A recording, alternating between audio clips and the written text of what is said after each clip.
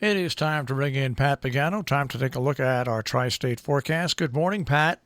And good morning. How are you? Well, it was 41 at my house and raining this morning. It is now 44, and we're getting showers. And the heat did kick on again last night at my house. Well, I hate to tell you this. That heat's going to be kicking on from this point on. I mean, what could you possibly be thinking? It's October 26th, Marshall, I know. and we have snow in the forecast for Friday. So, That's what I thought that's why I mentioned that. I said I think there might even be some snow on Friday. But so give us, well, at least as you said in your forecast, at least the forest fires are getting put out. well, yeah, that's one good thing, and Mother Nature takes care of things. That storm will be the one responsible to pull Zeta, which will become a hurricane, up from the Gulf of Mexico toward Louisiana, and then the two combine, and the moisture from Zeta combines with that winter storm, and they move across the mid-Atlantic. The further south you are in New England, the more rain you get. Further north you are in New England, the less rain you get. However, on the northern fringe, as both systems combine to move off Delaware sometime on Friday, there could be enough cold air coming down behind the system to change rain over to some wet snow. I don't think there's going to be any kind of an accumulation.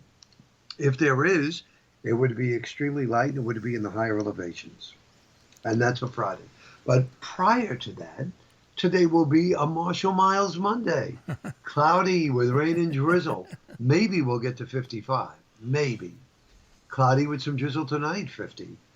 Mainly cloudy Tuesday. Mainly cloudy means it could be a little sun breaking out, 55 to 60. And I would say a lot of clouds Wednesday, but no rain, mid-50s. Now, rain will develop Thursday, probably in the afternoon. And then it will become heavy at times, either late in the day or at night, 55 to 60. The rain will be tapering down. It'll be windy. It'll be cold on Friday. And again, some of that rain could end as some wet snow.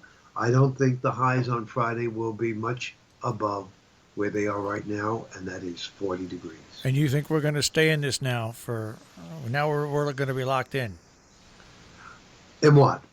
to the normal temperatures and a possibility of like some rain changing to Oh, snow and oh stuff like yeah, that. yeah.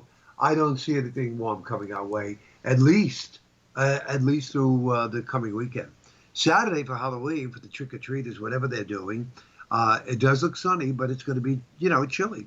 I think for the most part, it's going to stay in the 40s during the day, which means the nights will be even colder. And Sunday right now may cloud up. We may get more rain. That's up in the air. But I don't know what the story is going to be for trick or treat. In fact, I was going to text my next door neighbor to find out, since she has 3 kids in school. I was going to ask her what she has heard, because I've heard that, you know, if the parents bring the kids around trick or treating, they may not be too open to having the kids go up to people's doors and actually have people greet them, with the treats. So I don't know what the story is going to be there. So I was kind of thinking that maybe I should just, get a big, huge bowl with all the candy, of course, all wrapped, and leave it out front and just have the trick-or-treaters take what they want. No, here's what you should do.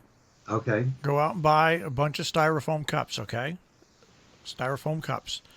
And put candy in each individual styrofoam cups, line them up. Okay. And that way people don't touch the same candy and stuff like that. That's the easiest way to do it.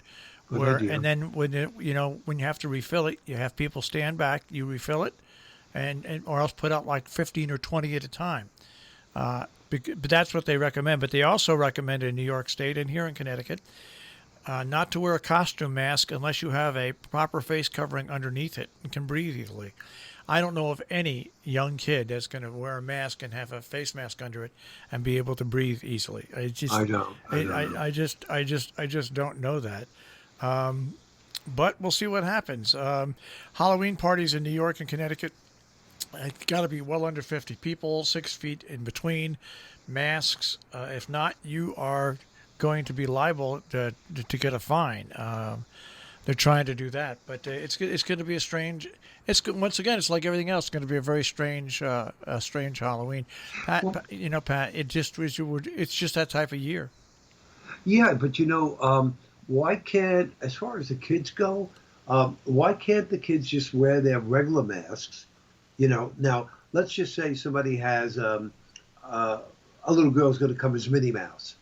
Okay, so she could have the ears on, she could have the nose on, but keep the surgical mask on, and forget about putting any kind of a mask over that. Just keep your surgical mask on, and she could have her little dress as Minnie Mouse, and go from there. No, that's what people are going to have to do. That's what people So, are going to have because to to do. put two masks on kids, no. I mean, as an adult, I wouldn't want to do that. Yeah, it's just, Wear my surgical mask and then over that another mask. Absolutely not.